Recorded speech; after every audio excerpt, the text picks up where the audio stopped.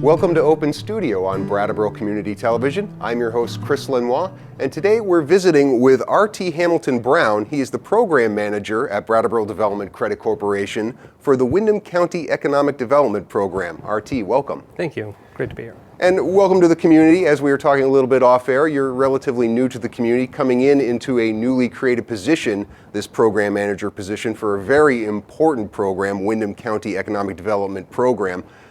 How did you end up drawing the short straw? Yeah, sure. And I certainly don't see it as a short straw. It's a great opportunity for me as well as for the community, for the region.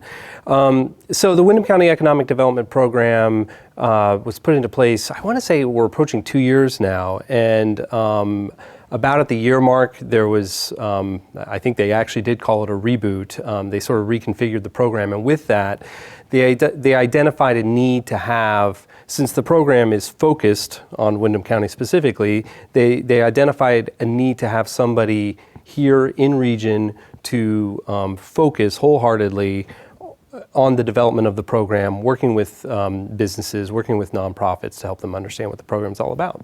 So the position became available. I jumped on the opportunity, and one thing led to another, and I was fortunate to land the position, essentially. Yeah, and how long have you been on board? So full-time about mid-September. Okay, mid-September. You've probably had enough time to get up to speed on some of the history of it, and it's amazing to me, being in the media here in the Brattleboro area, there are a lot of times where people are coming into a conversation not realizing all the context of it. Sure. This obviously came about with the closure of Vermont Yankee. Yeah, exactly. So Vermont Yankee announced that it was closing, and an agreement was reached with the state between Entergy and Vermont, and Entergy decided to provide to the state $2 million over the course of 5 years, so a total of $10 million. And its purpose is clearly defined, that the funds need to be put to use for economic development. So, that's a broad term. I like to ask people what's economic development? Yeah, well, I could read it from your sheet here. Right. But absolutely, I mean, Vermont Yankee was an important economic generator, both in terms of its own jobs, but also other jobs. I mean, when I think of economic development, I think about that multiplier, right? All these support services, whether it is infrastructure, whether it is retail stores, whether it is food stores, those sorts of things. Or donations to nonprofits. Excellent point. Right, so Vermont Yankee, it's a sort of an extraordinary case, because the wages that the employees make at a nuclear power plant are significantly higher than often the region as a whole, what the wages can be earned. So that multiplier effect is often expressed as what are called induced jobs, and that multiplier becomes higher because those wages are higher, because they're spending more money at shops, they're donating more to different nonprofits, and so it's a real challenge. And the Windham County Economic Development Program, how about I just refer to it as the program going forward? Let's. Its purpose is to try and balance out that or offset what the loss of those positions in the area. So it's a big challenge, because it's going to be a challenge to find people working in industries at that same wage level. I think there's a real opportunity to, if you have a 401k, you try to diversify your investments. There's a true opportunity, I believe, to use these funds to diversify the way in which our employment structure is here in Windham County. So rather than having a bunch of eggs in one basket, which is a nuclear power plant, we can try to build an an innovation ecosystem with some startups. So that's one basket. We can focus on existing industries here in the region and help them grow. That's another basket.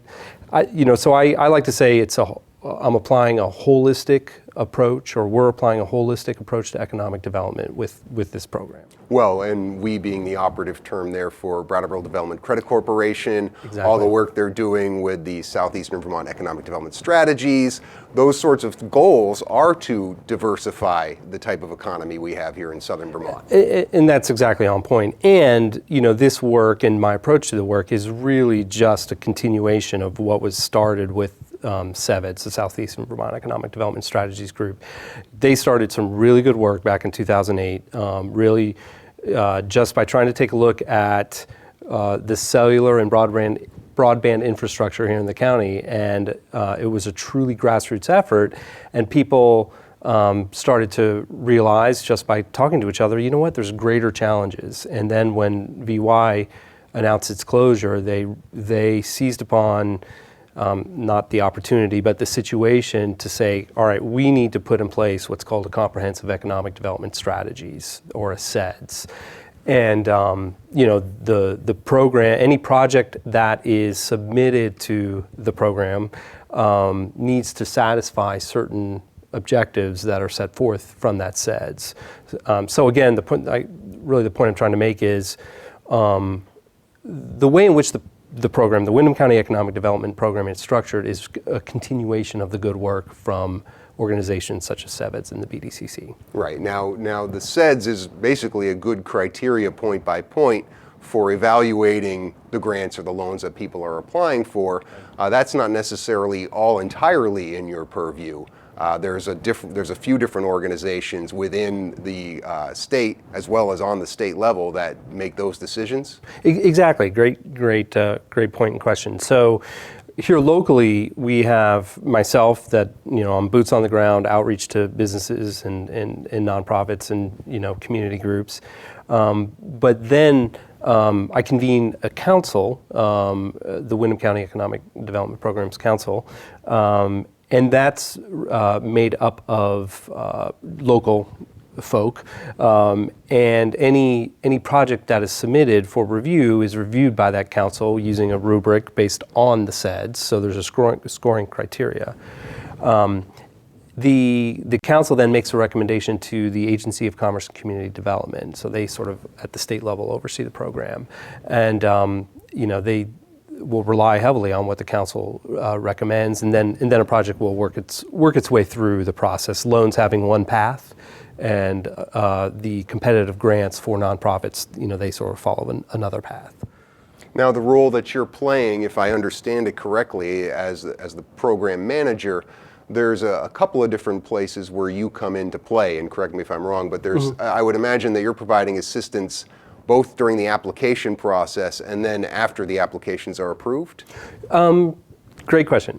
Yeah. I provide, we call it technical assistance, to folks who are representing projects. I mean, that could be a firm, a business, or a nonprofit at the letter of intent stage. So what comes to the council is a letter of intent. And the purpose of the letter of intent is really just to give the council the general broader picture of what the project is and what the impact is potentially.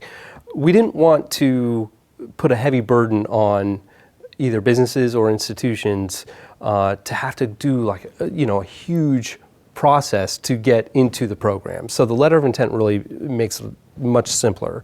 So the letter of intent comes in, it's reviewed by the council, and then once it's up at the ACCD level, and if it's perhaps being reviewed by VEDA, the Vermont Economic Development Authority, they will then start what we call full application process. And that's very, anyone that's done a small business application, they'll be familiar with it.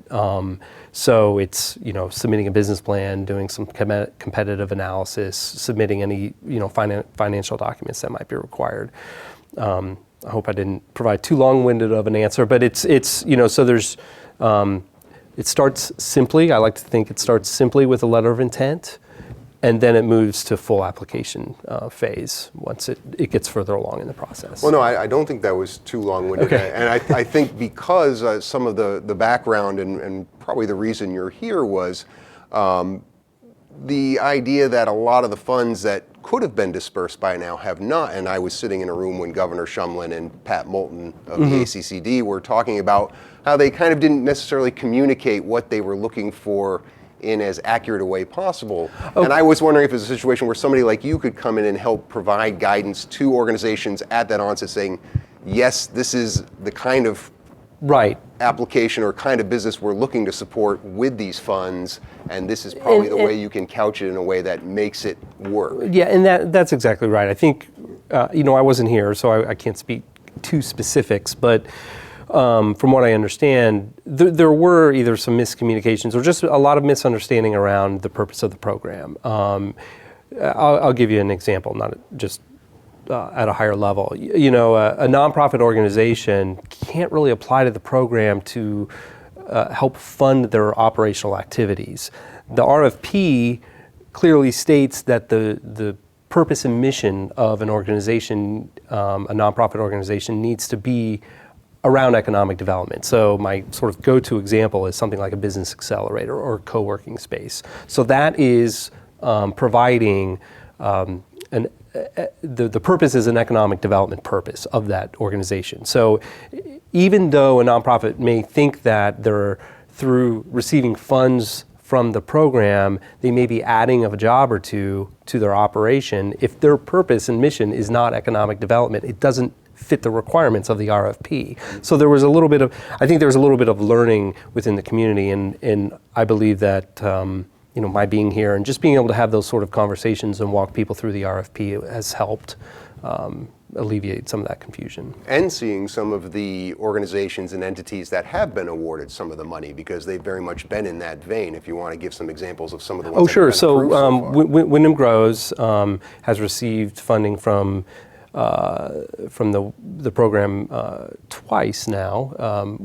Wyndham Grows is their latest project that was just recently announced, and it is essentially business acceleration services, specifically in the ag sector, in the agricultural sector. So that's a really great example of a purpose. The program also has helped to fund a business accelerator feasibility study that's being completed by the BDCC. So those are two good nonprofit examples. And then on the for-profit side, there's some, I won't speak, well, there's the local, Eli Gould is a builder here in Brattleboro. His company Ironwood has a APTI workshop, which is the first loan that came out of it, and it's the I hope I don't get this wrong, the Advanced Prototype Technical something. So I did mess it up, but he's really looking at ways in which he can bring green building products and workshops to fruition at this new location that he's developing. So anyway. Well, what Eli's doing, and I'm a little bit familiar with it too, is on an industry level rather than specific to that business. And I think that's really important for people to understand. When I grew up in this community, I moved back here after having a few different experiences and doing a lot of marketing for different companies here. And one thing I discovered is I went and said, okay, let me see what you've done in the past. Let me see your previous marketing plans. Well, we don't have a archive of what we've been doing before. And I think that when you're looking at things like feasibility studies and all the work that BDCC is doing through the economic development strategy model, I don't think people are realizing how important it is to take that step back to get moving forward. And it sounds to me like you have that experience coming into the situation. Yeah, I mean, I think you need a disciplined approach. You can't just say, we're going to start a business accelerator. I mean, it's understanding the demand for accelerator services, for example. It's understanding, are people generating enough ideas for that could then develop into a startup, and then a startup that then needs accelerator services. When we talk about the diversity of the economy here in Southern Vermont and the goal to achieve a more diverse economy, how do you approach that in terms of prioritization? You either could go a couple of different ways, as you know, right? You could play for the strengths, try and build on those, or you could take the things that need the most help and prop them up. In your terms and in your estimation, what is the approach that's best for this? I like a diversified approach. However, I mean, research will show this. What grows jobs, primarily in a local or regional economy, is helping your existing businesses grow. So that is a priority. So growth can happen either through, typically it's expansion of existing operations. Then the other piece is really working toward an entrepreneur and innovation ecosystem. It's important to have new firms coming into the market that have the opportunity to scale. And it's, what we're really looking for are firms that will scale. So, as well as have higher wage jobs, at least higher than the median income. A lot of the projects that sort of come across my desk are what we'll call the lifestyle businesses, maybe a local Main Street, nail salon or something like that. Those are vital to a community, but they don't scale, right. Unless they have a unique vision. They are the multipliees. Yeah. Yeah. I mean, it's possible that let's take a pizza chain like Little Caesars, for example. I mean, there was a time when maybe it was just a little shop on the corner of some street. I don't really know the story, but somehow somebody had a vision either through efficiency, and they said we can scale this. We can, so. Those are interesting opportunities. But so getting back to the original question, expanding existing businesses, creating a culture of innovation and entrepreneurship. There are some gaps there, and that we're currently working on some programming efforts to address those gaps, to really try to help cultivate and foster that activity.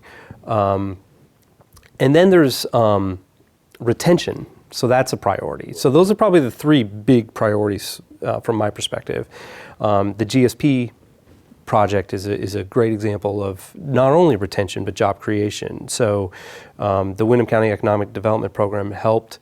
It was a part of a full package to help keep the company here in Vermont, to retain 300 jobs and 100 new jobs that will be added over the course of, I think it's about 5 years. The other piece is attraction.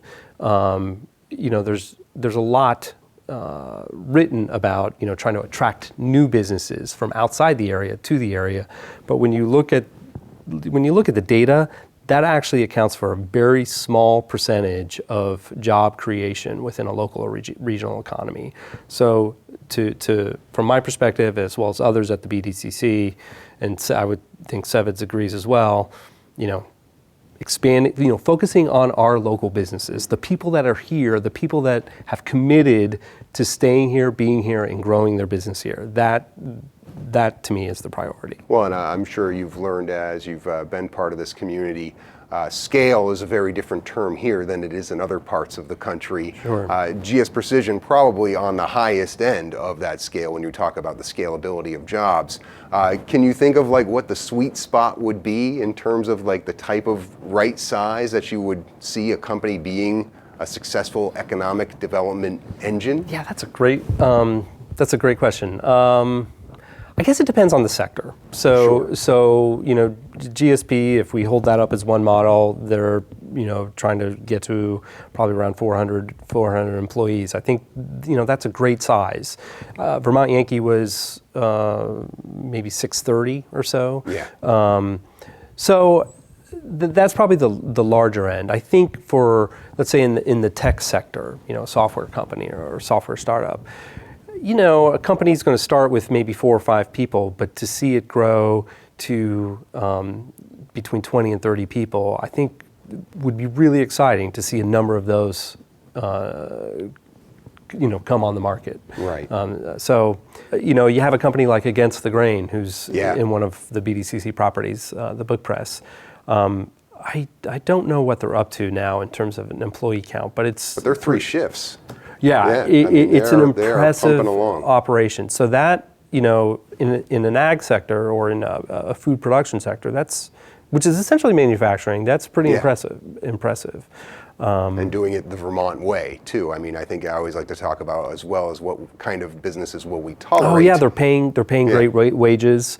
They're giving people opportunity to move up in the organization. So it's a great example of growth within this region. Now, being a Vernon native, you know, the closure of Vermont Yankee was certainly something that was very, very hard to watch. Sure. When you watch a lot of people you grew up with and the families and realizing the prospects of all the lovely things that Vernon was able to afford because of having the nuclear power plant there. Right. And a lot of people were concerned about retaining those jobs, or at least the employees in similar jobs. Very difficult when you talk about that skill set and coming into these other things. And I know that there was a recent project about Vernon having conversations, right, with the what is the name of the group? Vermont Council on Rural Development, Thank you. BCRD, With Paul Costello's group here. And I mean, that seems to me to be a good start. I'd like you to just elaborate a little bit on that, if you would, please. I am just so excited about that process. So the Vermont Council of Rural Development, VCRD, received Windham County Economic Development Program funds for that project, to fund that project in the community of Vernon. So that's, they have a steering committee meeting that I think is set for the 19th of this month. And it's just a tremendous opportunity for that community to come together, ask potentially some hard questions. You know, who are we as a community? Where do we want to go? How do we see ourselves? You know, trying to, you know, leave everything at the door when they come into that room and just sort of put their heads together to define where they want to go. But again, I just think it's a great opportunity to take a situation that, you know, some might say a non-trivial situation with the closure of the plant, and really turn it around into something that's just highly beneficial. So it's a related point, but it's been well publicized that Vernon, as a town, voted in a non-referendum binding vote to be a supportive host community for a gas plant. Right. So how unique of a position is that? A community that could be attractive to another power utility, which will certainly, you know, be a great contributor in terms of property taxes and in other ways, but to also then step back and say, okay, so we have this. We've learned from the past that we can't rely completely on this. Let's holistically try to figure out how can we complement that to really build a sustainable and vibrant community. I just think there's a great opportunity there. I'm really excited to watch how that progresses. Well, the whole thing is exciting because it's still really in the embryonic stages. We're Sure. just talking a couple years. Obviously, any economic development you do, you have to watch it over a takes long time. period of time. Talk a little bit about tracking. I mean, is that a role for the program manager here? I mean, you have some groups that have already gotten funds and are already underway. Are you doing anything to track their progress? Yeah, that's part, you know, on the grant side, there are pretty rigid requirements with regards to program monitoring. So it's just part of the grant process. And if you've ever gone through any kind of grant process, it can be pretty tiresome. So, you know, they have to prove that they're progressing in the way that they defined that they would, you know, fulfill a program.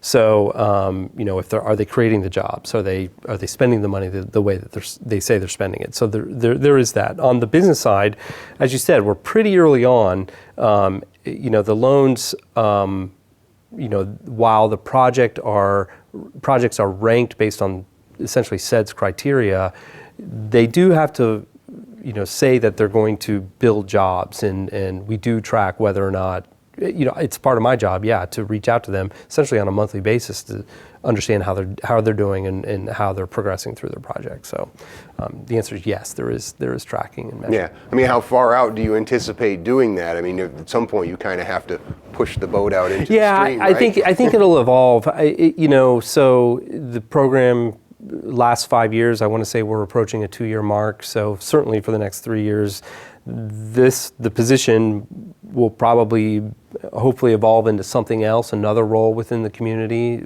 you know, in economic development. But it's, you know, it won't be a for this program because the program won't exist anymore. The loan will evolve into a revolving loan fund, and how that's administered and who administers it, I think, is probably still a little bit up in the air, and will come. A decision will be made once the program closes out. Right. Now, one of the reasons we're talking here in BCTV in the Open Studio is to try and get more word out about your role as Absolutely. program manager, Yep. And that this program is available for different groups here. Talk a little about other ways you're getting out there and other ways you'd like to get out there. Sure. Well, obviously, just direct outreach to businesses. I make myself available to businesses. I call on businesses. So just the direct approach. Then through publicity, we try to do newsletters and get the word out in that way. We do a little bit of advertising. We're getting our feet wet with some more advertising. We're working with Mondo Media, a great local digital ad agency or marketing agency, to test out some Google and Facebook digital marketing.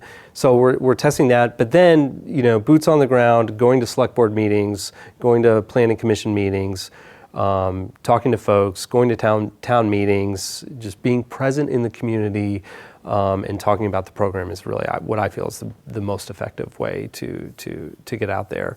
So I really encourage anyone, even if they don't think they qualify for the program, I really encourage anyone to reach out to me at the BDCC to explore their options, because maybe they have a project in mind and it just needs to be tweaked a little bit creatively and in a way that they hadn't thought of to become a suitable project. It's people with ideas sometimes feel like they're cautious to share the idea because they don't, maybe they don't want somebody taking their idea or they're insecure about the idea, but really the most successful companies are the result of collaboration and groupthink. So I do encourage people to reach out so that we can help define their project. Right. I mean, don't automatically think, this isn't going to work, right? Yeah, exactly.